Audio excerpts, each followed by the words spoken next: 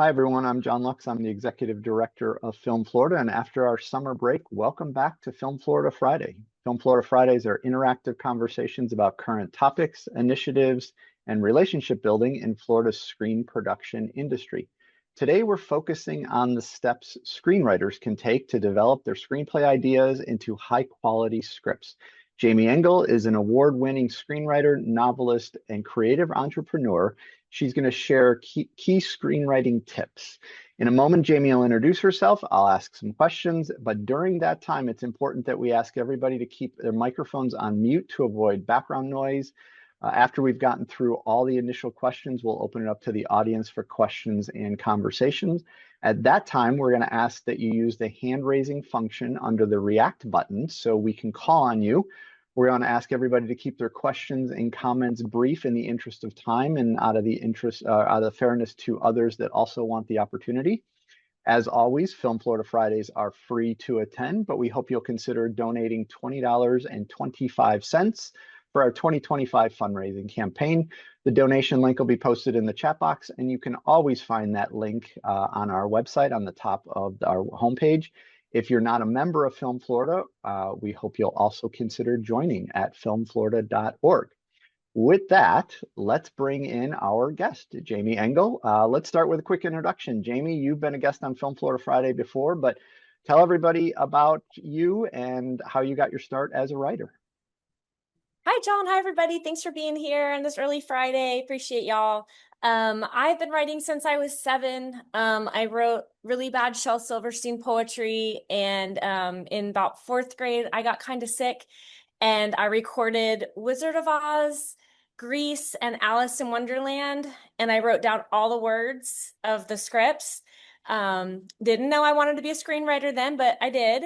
So, fast forward in 2013, I published my first novel. I've written a dozen books since then.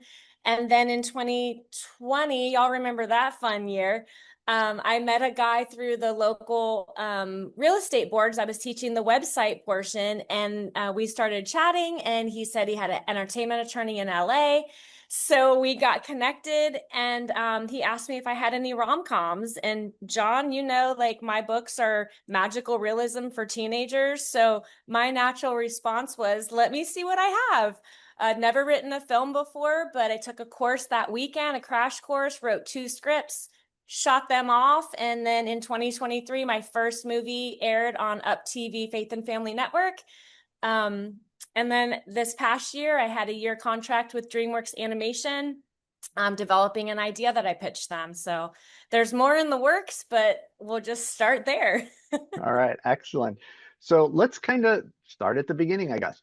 What's the difference between a cool idea and a story premise worth writing? I mean, many writers start with a vibe or a visual, and how does identifying the difference between a dramatic question change in your relationship to the story, and how do you help avoid chasing aesthetics over arc? So for me, it's like, if I have an idea, it's usually like, ooh, what if something, right? It's just kind of a fun thought. And then that will develop into something that's more solid. Like, not the what if this happens, but now let's say it did happen. Who's the person that's going to figure it out and solve the whatever or go through the journey? And that to me is when the cool idea turns into more of a solid story that you can actually see developing. And I have like my little cheat over here. So here's just an example. I have like, what if phones could predict the future? Super cool idea. A premise would be a teen must decide whether to answer the call that shows her death in 24 hours. So it just puts a little more like tension and friction and characterization to something that's just a cool idea. Yeah. Now, in crafting a log line, what's the biggest mistake a newer writer will make? Talk us through a real revision showing how a messy log line gets refined into a sharp one. Yeah, for sure. So normally, like when I ask people, so what's your elevator pitch, which is your log line?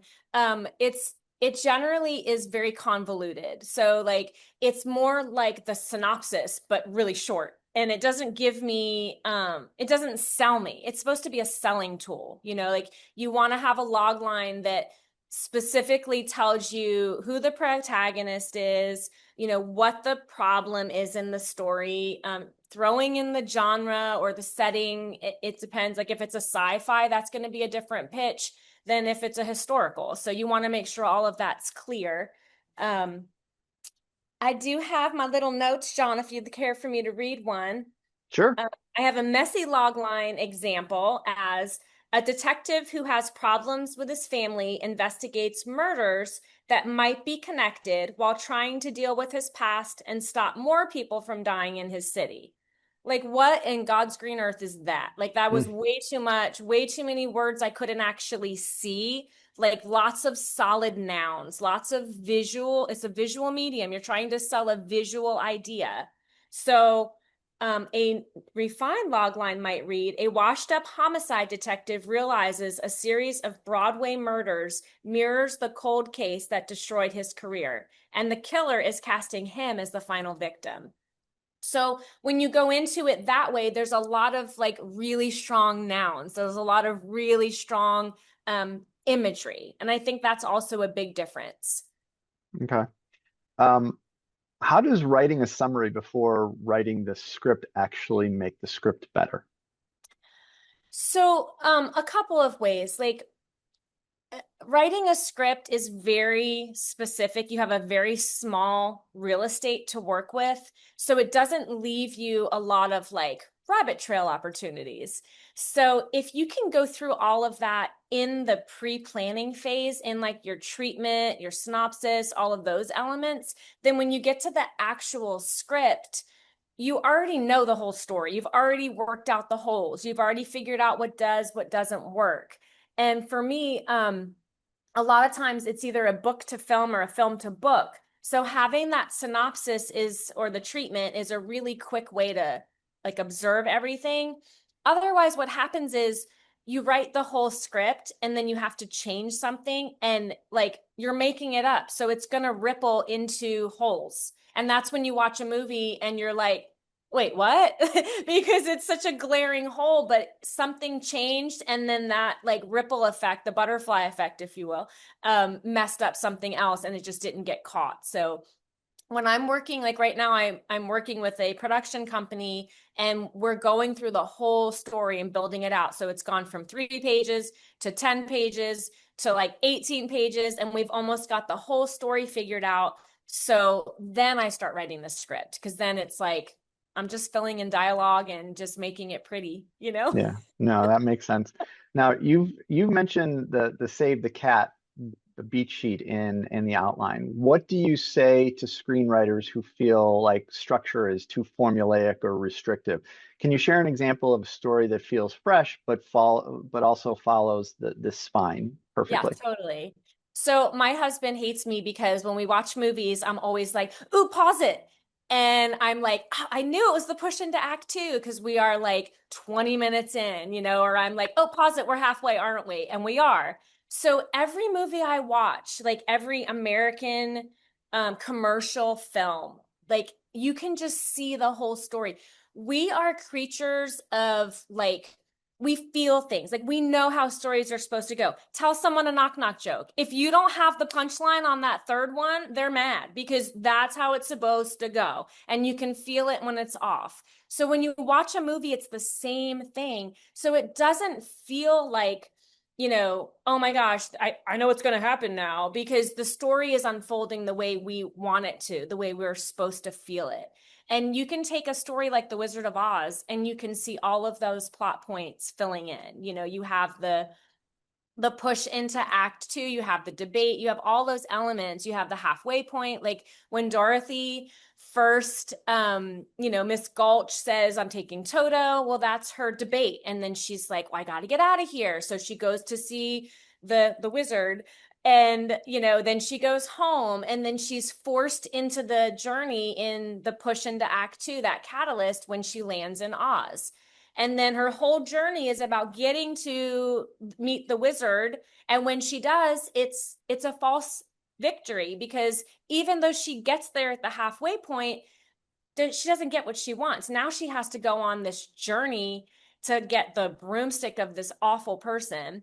So the whole second half of the second act is all of that drama unfolding, and the protagonist Dorothy, just she loses her friends, she loses her dog. Like, what could be worse? She loses her dang slippers. I mean, like, it's all it's all awful. The monkeys, and then that dark moment when she's faced with, it's just her and the witch, and her friends are captured, and her poor dog, and she does that thing, she throws the water, right? And then the rest is history. So that follows the save the cat structure perfectly, and I watch it every Thanksgiving. It's on TV every year. So there's something to say about that holding water, no pun intended, in storytelling. Yeah. Now, in the model, the all is lost beat is one of the most powerful. Why do so many screenwriters kind of rush the moment, and what's lost when they do? So that moment is your character's deepest, saddest, most defeated part of their journey. So when you're creating a character, like, there's a piece of you in the character, in every character. Like, a little bit of what I would never be might become your antagonist, but everything I want to be will be your protagonist. So, you're kind of like, you're being mean to your kid, you're letting them suffer, but it's in that suffering that our characters change and grow. And it's really hard to let them sit in the suffering, because nobody wants to sit in suffering. So for me, I think that's why that's so hard, but it's also why it is that powerful moment, and that moment that, like, it really causes them to become the person that you knew they could be from the inception of your story idea. That's the moment. So you Yeah. really need to give it what it needs, what it deserves. Yeah, that makes sense. Now, moving on to kind of the next phase here, beats to blueprint. There are two critical beats that often get underserved. The debate beat, where the protagonists reveal their fears and values, and the fun and games section that delivers your trailer moments. How do you coach writers to mine the emotional resistance in these sections instead of treating them as the filler or transitions? So, like, the debate is really important because, like, we all know that the character's gonna go on the journey. Like, it's no surprise when Katniss says, I volunteer as tribute. We're not shocked. But we still need to see, like, all the things that led up to that, that she's with Gale in the woods, and he's like, we could do it. We could leave. You and I, we're the ones that could make it. We could go out. And she has to establish that connection to her family there. And she has to say, like, she knows he's right, but she can't leave her family. She knows Prim can't make it through the woods, and her mom definitely can't. So, you've got to have that debate in there, so that way when they do get to that moment and she does volunteer as tribute, it's like, it's more of a, for the reader, for the viewer, it's a reward for us, because we see, like, that payoff that, she had an option, and then she chose this one, in her scenario. In something like the fun and games, like, if you think about Spider-Man, that's like the best part of the movie. He's just like, choo choo, look at me, I can fly, and all the Spidey things happening. So it's like, it's safe. We are like, we're learning the issues with the character. Katniss is in the training facility. Yeah, they're all going to kill each other, but we're not there yet. Right now, it's safe. We're in a safe place. Spidey's practicing. And it's until the bad guy shows up and wreaks havoc that we get into that midpoint, and we have to push into the story problems. So it's super important, because it's going to show you how the character reacts to things. And if you don't have that setup and you haven't done it properly, then when Katniss gets to the end and she's looking at the berries, we don't care. Have you ever watched a movie and you're supposed to cry, but you're just like, is it over? Like, you just don't care. There's no emotional connection. And all of that's from that fun and games setup. And if you don't do it right, no one's going to care when your character's deciding if they want to die or not in the end. Now, you described the midpoint as either a false victory or a false defeat. How does that tonal shift re-energize the screenplay? And can you give an example of a midpoint twist that not only changes the story's direction, but also deepens our understanding of the protagonist? Sure. So that point is crucial because you've set up in your story that this character has a goal in mind and you're pushing them toward that goal. So I'm just using Hunger Games and The Wizard of Oz in this because they're pretty standard. I think everyone's watched both of them. If you haven't, like, please do. They're really good.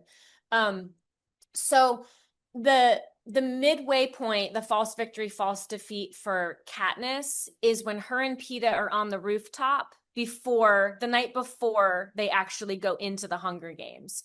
So you have these two characters, you're bringing that B story back in with Peeta, and they're sitting there, and it's Katniss says to him, like, well, I just can't be blasé about this. Like, I have people back home that need me. And Peeta sets that seed in that moment. So this is a false victory because Peeta sets that seed that says, I'm not going to go out like they want me to go out. I'm going to die me. And that seed is what gets Katniss to that moment where she has the berries. Because she's like, that makes it all like full circle. Yeah, we are going to die, Peeta, but I'm not going to kill you because they want me to. And you're not going to kill me because they want me to. We're going to do it our way. We're going to die us. And it's so beautiful and so powerful. And that's what that midpoint setup does. And the same with the Wizard of Oz. That's when she finally reaches the wizard and we're like, yay. But we don't know he's a fake yet. But what happens is, nope, sorry, you have to do more. And so it's that like really great victory moment that's not real. Yeah. Now, when a writer creates a scene by scene breakdown, how do they avoid it feeling like just a regular old laundry list? How do you help writers find momentum and flow, especially in Act Two when pacing can start to hit a snag? So I like to just try and focus on like, how would you see this happening? So when I build out the treatment and I help a client build out their treatment, we take that and break that down scene by scene. And when you're thinking of it scene by scene, you're creating the movie at that point. So you have to look at that and say, wow, we just went from in the kitchen to in the car, but there was nothing that happened in between. This would be a really good spot for us to go back to that other story and kind of bring that in, that B story. Like, what's going on with Joanne? We haven't gone to Joanne in a while. So I think like when you're molding out the scene by scene, it shows you the exact path of your story, and it reveals where you're like, it's kind of boring. Like, you're just going from Spider-Man shooting out his web and Spider-Man swinging on the web and Spider-Man on the top of the tower, and it's like, well, what else is happening? Like, what about his friends? What about his aunt? What about the bad guy that's developing? So it shows you where you need to hop around to make that story. It should build like this. It should build like a Jenga, like a Jenga set. It shouldn't build like, a domino, even though the story pushes itself over. The building should be every other, not just one linear straight up. It should move around. Yeah. Now, as we move into kind of block three of your process, where we're talking about emotion, expansion, and getting to a draft, in the scene expansion phase, you ask writers to capture emotional beats and character dynamics. What's the difference between plotting a scene and feeling one? When you plot the scene, you're just kind of showcasing the like step-by-step events. There's really not much to it. And you have to think that when a producer reads your script, there's two things happening. A producer's reading your script and they're looking at that saying, I'm going to invest 3 years and millions of dollars into this. So they have to feel your story. Your audience is the producer. It's not Joe, somebody who goes to the movies. That's not your audience. You're not speaking to that person. The producer and the director and the cinematographer and the actors, they're speaking to that person. You're selling to the producer. So you need that producer to read the script and not just see, the X's on the floor where the characters are going to move, or where he's going to place the camera in the scene. He needs to feel the story so that when he reads it, he's seeing where he's going to put the camera, and he's seeing where he's going to have the actors move across the room or whatever. So you have to have that emotional push. And the other thing is, you want Tom Cruise to be like, this is my next movie. So you have to engage when you introduce a character. It has to be like, I'm going to use Joanne. Who knows who she is? If there's a Joanne in the audience, thank you. Joanne, a 30-something Mensa with stripper heels. That's freaking cool. Like, I want to be that character. She's super crazy smart, but she's also hot as balls, like, let's go. So you have to create these things. Otherwise, there's so many scripts you're competing with. They're just going to blow right over if it's just like, if it feels like, this person's walking and this person's doing. You have to tell a story. You have to engage with a story. That's the most important thing you're doing to sell to a producer and to sell to an actor. Now, you mentioned using standout dialogue or symbolism in scene expansions, even though it's not scripting yet. Why is it smart? Why is this a smart place to play with those elements? When you're first developing the story, like you had asked earlier, like when you're plotting it, doesn't it feel kind of, like you're kind of stuck in this thing, in this system? When you're first writing that very first moment of everything onto the piece of paper, that is your raw emotional bleh. You're just vomiting it all on the page. So a lot of times you are going to see the true essence of your character. You're going to hear their voice for the first time, and you're going to capture these little nuances and things that when you actually start like scripting or plotting or scene by scene, you're kind of going into a different way of storytelling. You're kind of doing that like marketing, business, plotting, structural. So that very first interaction you have with these characters in these moments is very true to who they are.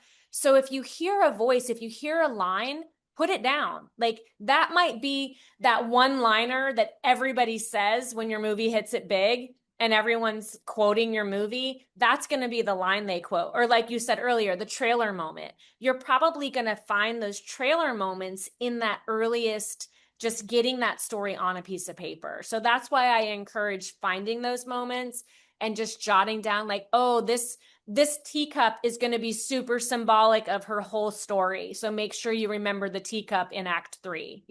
That's what you need to treat it that way. Okay.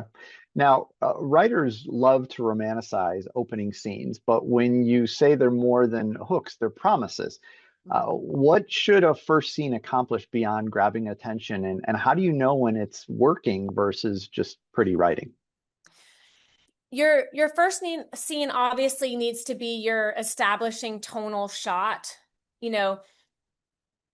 A good movie, realistically, if you're studying it, not if you're watching it, but if you're studying it, you should be able to watch it on mute and know the whole story. It should all just unfold visually. So your opening scene should really capture the whole story, and your establishing shot, your nuances with the characters. If you go back to The Wizard of Oz, the opening sequence is a girl running away. That's the whole movie. Like that's it. So that opening shot, that opening sequence shows her unhappy with her life and running away from it. And so that way, when we see her in the end in bed after her concussive dream, because that's really what Wizard of Oz is, she says there's no place like home. Like, oh, Auntie M, I'm with my family. If anything's beyond my backyard, do I really need it? So, and the same with Hunger Games. She's in the woods, she's with Gale, we can do this. No, I have to protect my family. And the whole series is about her protecting Prim until she doesn't. So I think that's why it's so important. Yeah.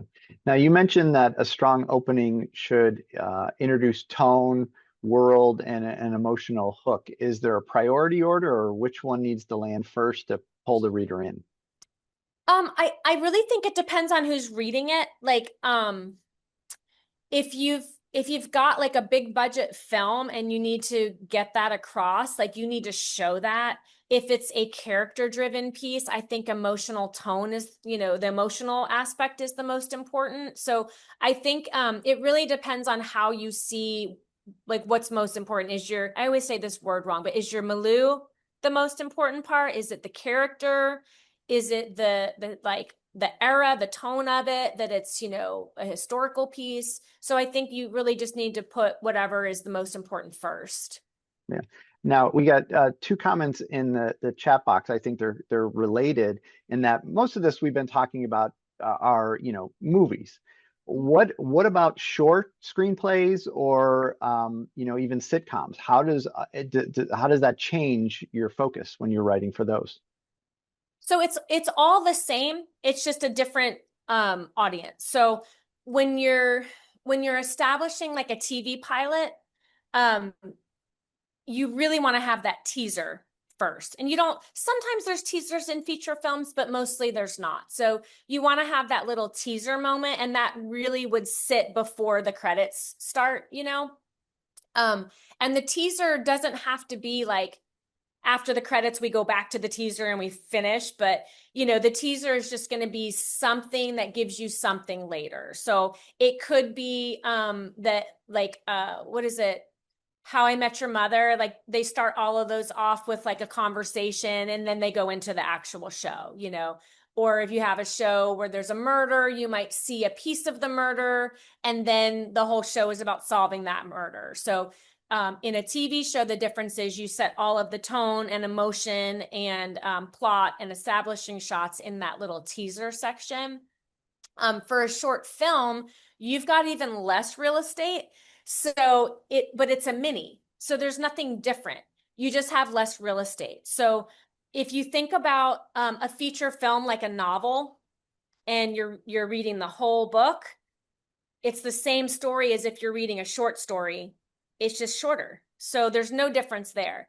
And a TV show is like if you're just binging, like you're subscribed and that author just gives you a chapter a week. So the difference is each chapter, you couldn't just string them together in a book because each chapter has to be like, and so Jordan learned that, and not that it's lame, but you know what I'm saying? It has to close itself and then continue. Whereas in a novel, you might just have a cliffhanger that's like, and Jerry knew what was to come was going to be rockin' crazy, da, da, da, So and then you just pick up and you pick up and you pick up. So in a TV show, you just have to make sure that even if the story continues, you're like, each little episode is a short story, it's its own little chapter.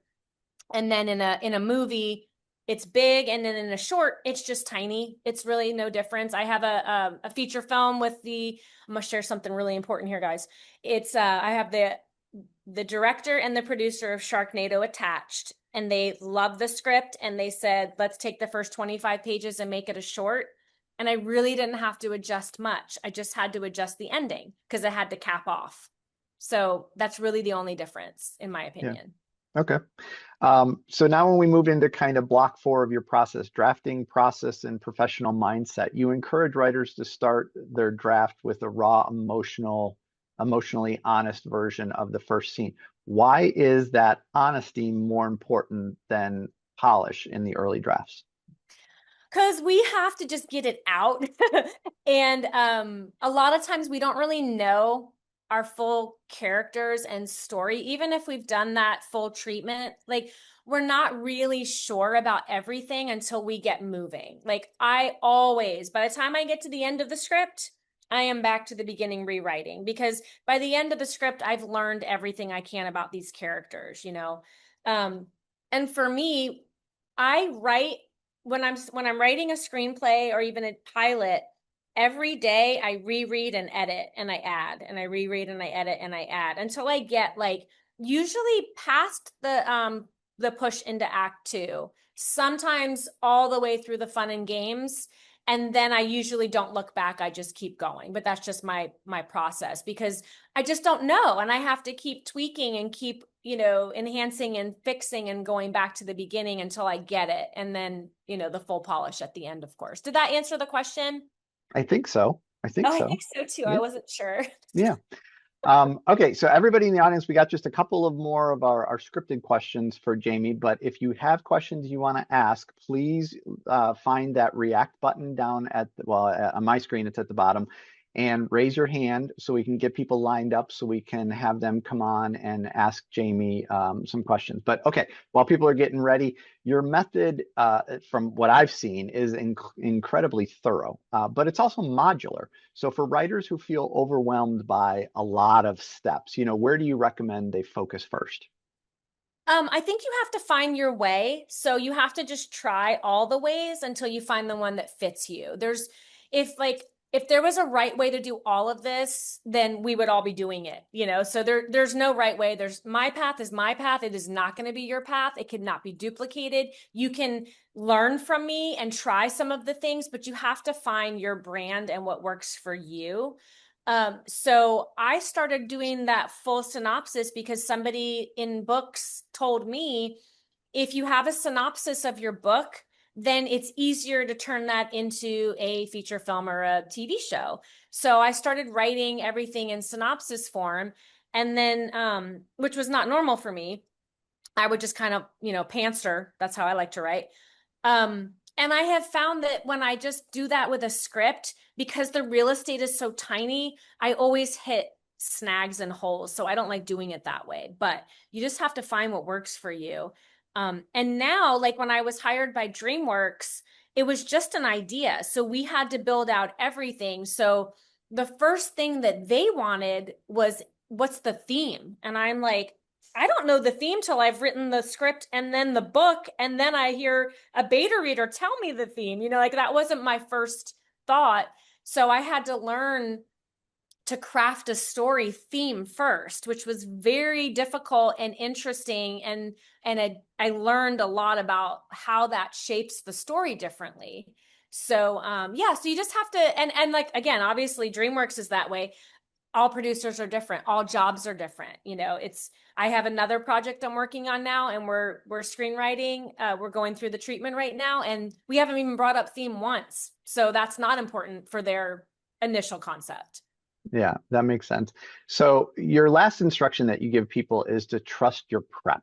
Why is that so hard for writers, and what's the reward if they actually do trust the prep? So it's really easy to get like sucked into your own story and then like go off into a distance. There's also the tendency that when you hit those hard moments, that you just want to soften it and go somewhere else because it's hard to punish your children. It's just hard. It's hard to see them suffer.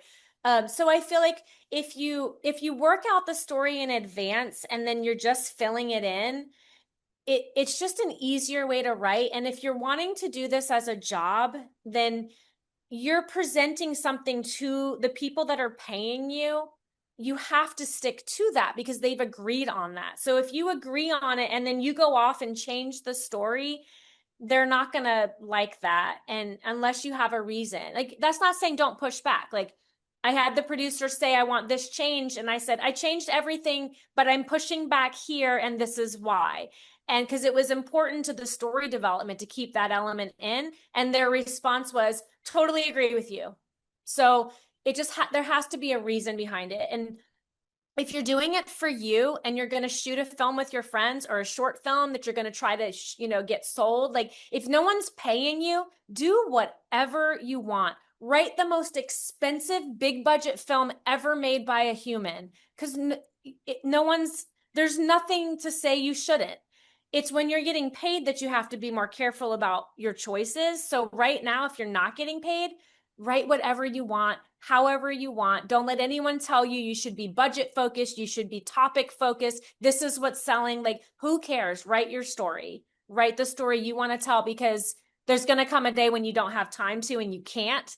So do it now, and you're going to have so much more passion, and you're going to be able to sell that passion because it's going to come across.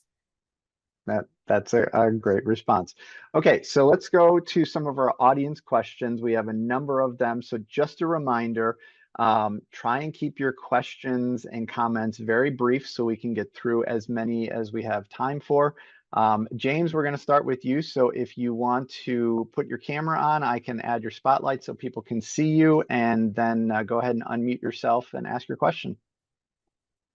Jaimie, good morning. Good morning. Jaimie, talk a little bit about character arcs and explain to us when you pitch a screenplay, why are the first 10 pages so critical to success? Thank you, Jaimie. You're welcome. Thank you.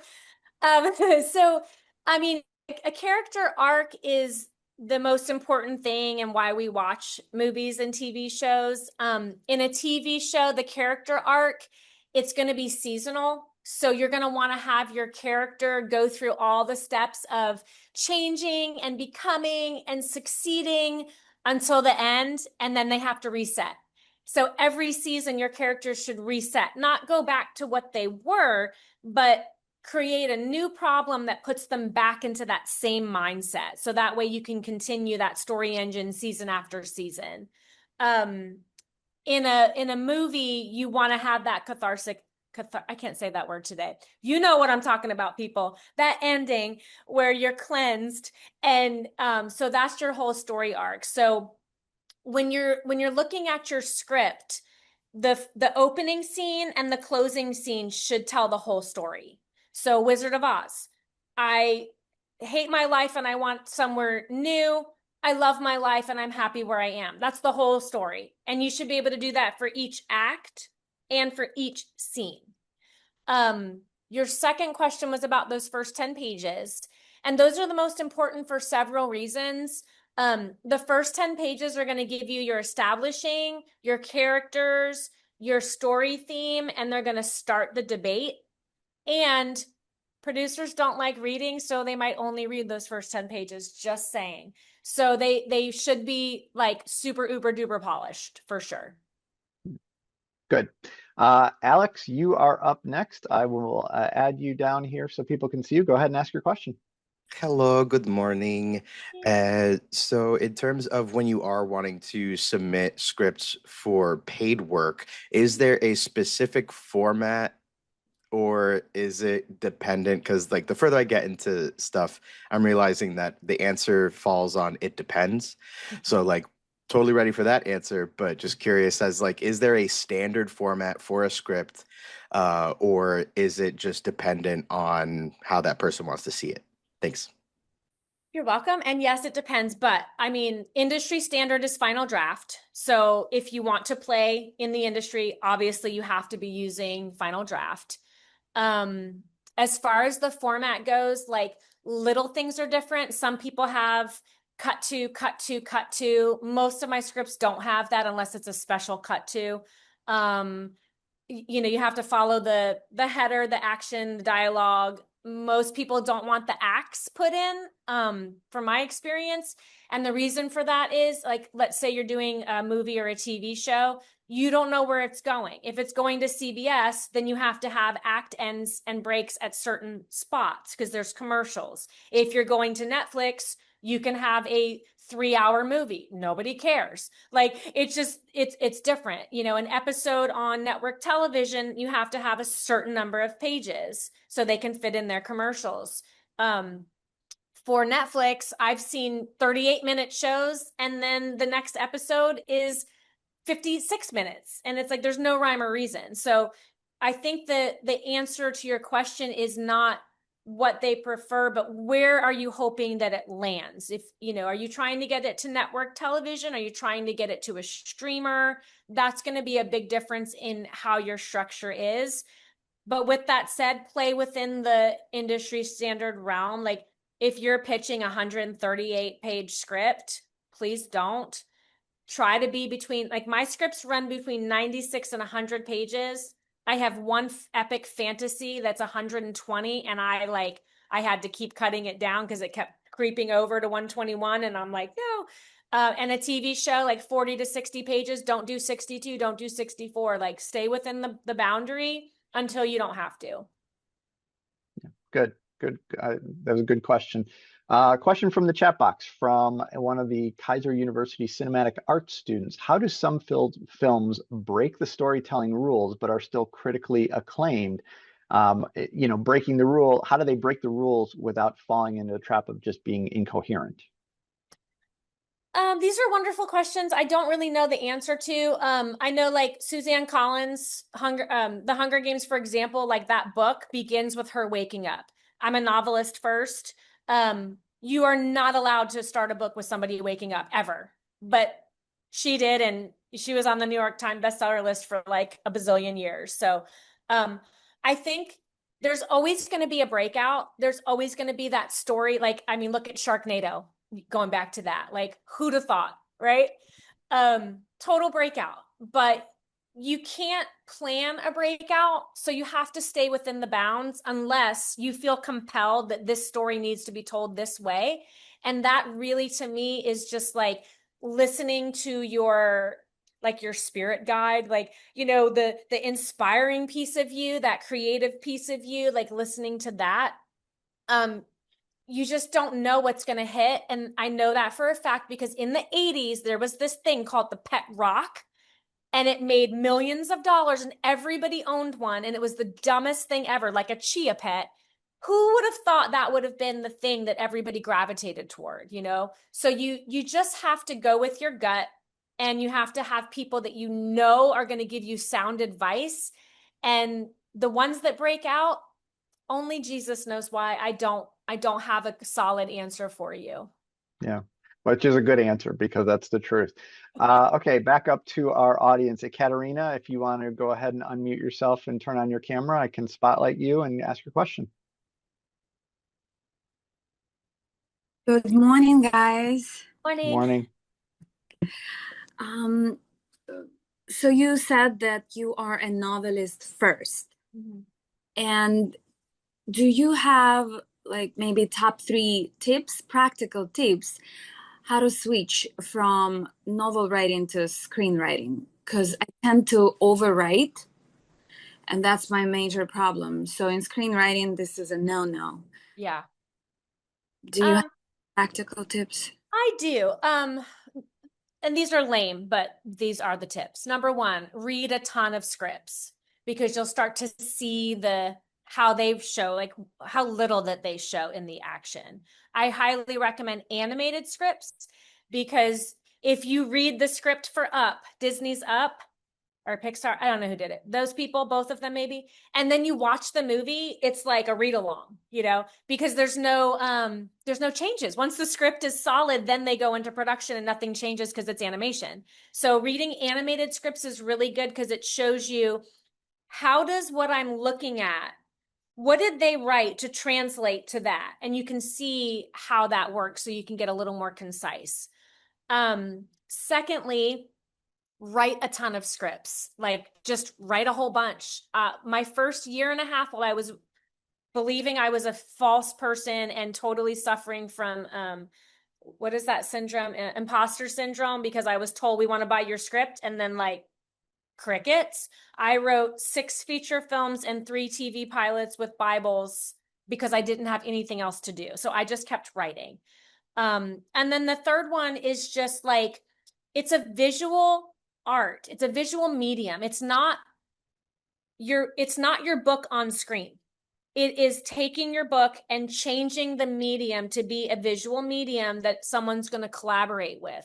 So you're not telling anyone how to do their job. You're not telling the actor what to do. You're not saying, he winced, he thought, he did.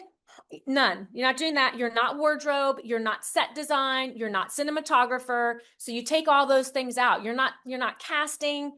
None of that is your business. So you stick in your lane. Your lane is what you can see, what you can hear, nothing else. That is your job. So I hope that helps a little bit. That helped me. And like, to everybody, my name is my social media. If you want to reach out to me, follow me, questions, DM, I will get back to you whenever I can. But I do share a lot of this stuff on my social. So I hope that answered your question a little bit. Oh, John, you're muted. Yep, I was following my own rules.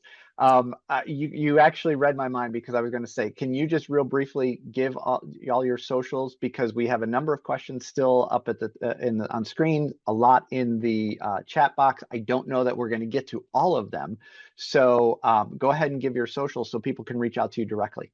Yes, I am at Jaimie Engle Writes everywhere. I am primarily on LinkedIn, and I play on Instagram which goes to Facebook. And then I am posting my DreamWorks journey on YouTube every Monday at 7.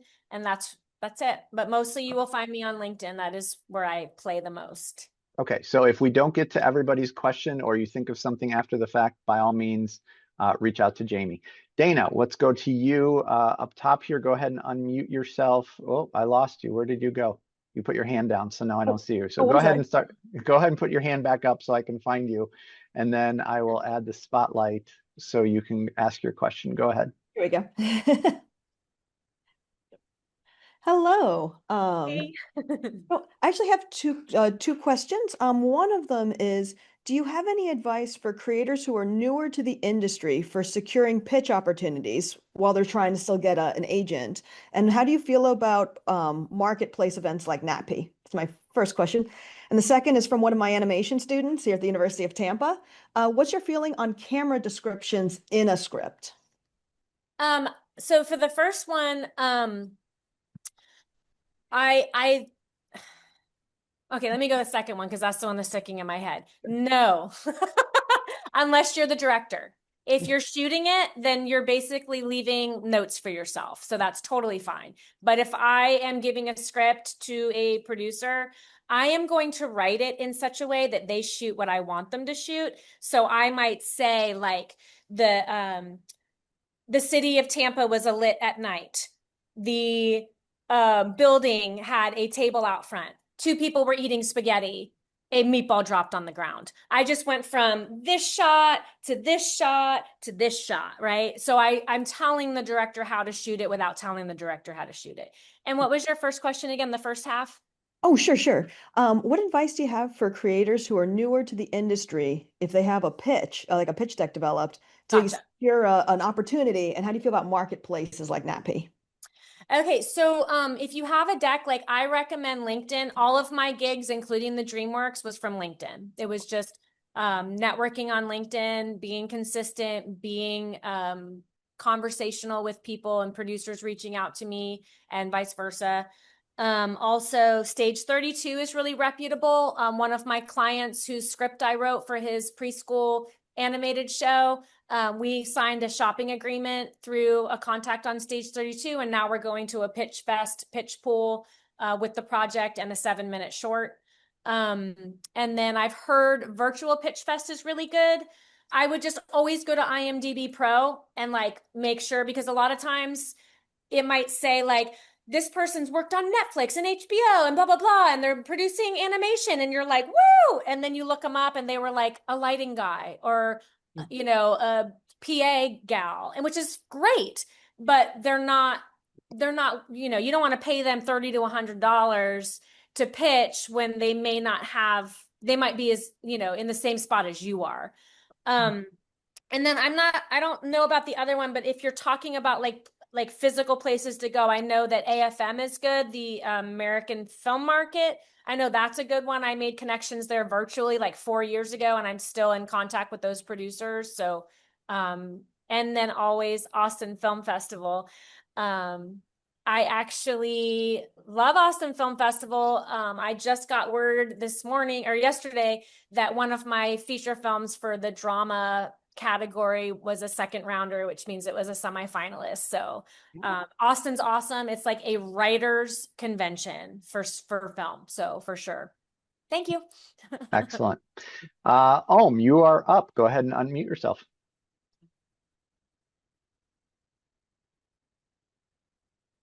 All righty. Good morning, everybody. Morning. Yeah, Jaimie, so I have a question for you. So suppose as a writer, but if you want to write a movie that's already been done, but want to make a sequel out of it, how do you go about doing it without kind of making it if it's infringing with the other writer, not trying to copyright or anything like that? Is there a procedure with that without getting in trouble? No, you can't. You don't own it, so you can't. But I mean, you can if you want to have like a sample, or if you want to like try and share it with the writer and say, I wouldn't write the whole script, but say like, this is an idea I have, but ideas can't be copywritten. So they can go, thanks, Om, that's a great idea, and then go make it. So what I have an idea for a sequel to a movie called Fallen with Denzel Washington back in the day. So that's on my, like, when I make it and I know people, I'm bringing that up. Do you know what I mean? So I would just work on it for you and just hold on to that nugget, but you don't own, if it's not public IP, you can't do it. I mean, you can do it, but you can't do anything with it. And anyone can take it because you don't own it. Like, I want to do a Smokey the Bear show, but he's not public domain IP, so I can't. Right. Great. Sorry, I know Thank that's you. disappointing. Thanks, Ella Grace and Lee, go ahead and unmute and ask your question. Hi, girls. Hey.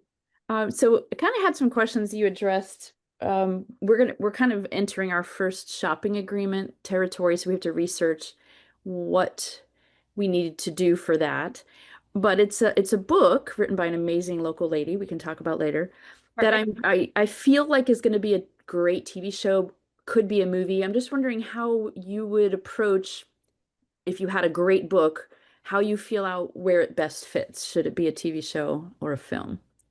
So I work with a lot of clients who are authors, helping them to adapt their books into treatments, and then I pitch them to my network. That's like one of my things that I offer, one of my services. And what I ask them is, do you see this as like the stories pushing the actions pushing the story? Like, do you see this as Tom Cruise in Mission Impossible? Like there's a lot of things happening and the story's pushing along. Or do you see that there's a lot of characters and it's like a character-driven show? Because I write plot-driven fiction. That's what I write. I know a lot of writers who write character-driven fiction. So most of my stories are they're that big commercial, it doesn't have to be a lot of explosions, but the story is pushing, the plot is pushing the story. So I am a movie writer mostly. When I take my stories and I want to turn them into TV shows, I have to go into all of the characters and all of the different organizations that might be in the story that I didn't actually talk about and build that out. So I really think is it a character-driven book or is it a plot-driven book? And that'll tell you more so. But yeah, reach out to me afterwards. I'm happy to talk to you about that and talk to Larry Haber. Yes. Call Larry. Larry will help you with figuring out the shopping agreement stuff for sure. Yes. Thank you so much. For being here. So good to see you. Ella is a sweetheart. She's on lots of TV shows. She's on Sweet Magnolias, and we're really proud of her and her mom's awesome sauce. So yeah, support them on social. They're amazing. Yeah, right back at you, sweetie. All right, going back to the chat, and this is one that I think you have some experience with, Jaimie. When adapting a work from a different medium, like a book or a comic, what's the biggest challenge in turning it into a screenplay?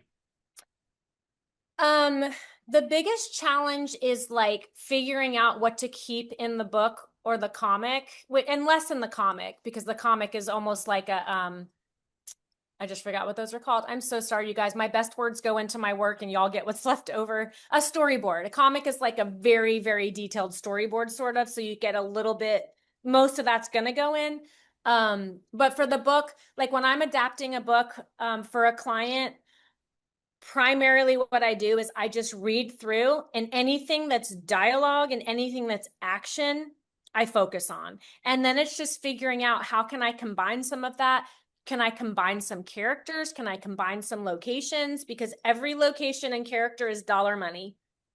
So if you can combine those things, then you're helping the producer.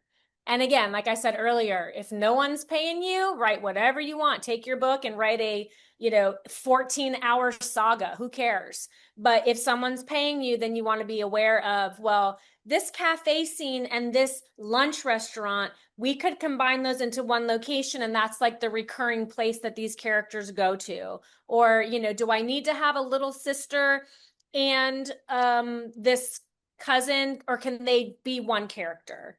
So I hope that answered your question. Yeah, those are good points. Another question about creating a story related to your own culture. How do you pitch a story about your own culture to networks that don't know anything about it?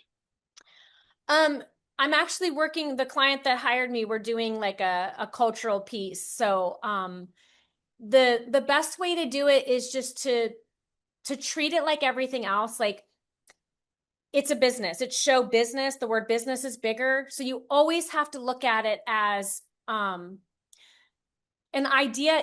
There's a million ideas. And like, honestly, y'all have watched really bad movies and really bad TV. So you know that it's not always about what's better or best that makes it. It's about the thing that's captivating, the thing that sells. So you have to sell it. So you're going to want to put together a beautiful pitch packet. You're going to want to have a story behind it, not just the idea of this is a cool culture and I think it would be great. So what I would recommend to you is to go through the process of building out your pitch deck, building out your synopsis, the treatment, or the stories if it's a TV series, building out that Bible, or hiring someone who does that. And then if you wanted to do a script, doing a script, but that's not always necessary. But I would absolutely come up with a story, because if you're just pitching a thought, people can take it and they don't want to take it. And that's why a lot of times they don't take unsolicited, or you have to have, like, when I email out, I'll attach my attorney. So that way there's like somebody else in the thread saying, if you take my thing, my attorney's right here, just so y'all can meet, but having a story, you always have to have that first and foremost before you're it's anything else. It's just you're trying to sell your idea, so it has to be attached to something you can copyright. Yeah. Jaimie, one more time, tell people how they can get in touch with you, website, social media, upcoming projects you want to plug, anything like that. I am super creative. Everything is Jaimie Engle. So my website is jaimieengle.com. My social media is Jaimie Engle Writes. Right now, I'm working on a few things. I have one of my books with a producer. It's with Universal and with Hello Sunshine for possible adaptation. I'm working with the Sharknado guys. This is crazy, y'all. It's called The Squawking Dead, and it is the reincarnated turkeys after a bird flu on Thanksgiving murdering everybody. It's going to be epic. And I have a couple of other projects I can't talk about, but if you want to go to my website, I have a monthly newsletter that goes out. You can come join the Engleverse, and I share everything there first. I go into a little more detail. I give out special things. I love my people. If you need any help with anything, if you have a script to adapt, or you need help with a treatment or just coaching, like, totally hit me up. I am available. I'm here in Brevard County, Florida. Love my Florida peeps. And I would proudly say that I am the #1 fan of the Film Florida podcast. So that is true. That is true. So that's going to wrap it up for today's Film Florida Friday. Thanks to Jaimie for being with us. Thanks to all of you for joining us today. As always, thanks to Katie Collins for helping me wrangle and prepare for Film Florida Friday. Our next Film Florida Friday is tentatively scheduled for Friday, October 17th, with a focus on Hispanic Heritage Month. Be on the lookout for email blasts and social media for the registration for that. As always, thanks to our Film Florida members for their continued support. If you are not a member of Film Florida, we're a 501c3 nonprofit, and we hope you will consider joining the organization at filmflorida.org. Keep up with everything we're doing on our social media pages. Make sure you check out the Film Florida podcast, which is launching momentarily, season 8 on most major podcast outlets. And be sure to subscribe and so you don't miss any episodes. Thanks for being here today. Be kind to each other and be safe. Thanks.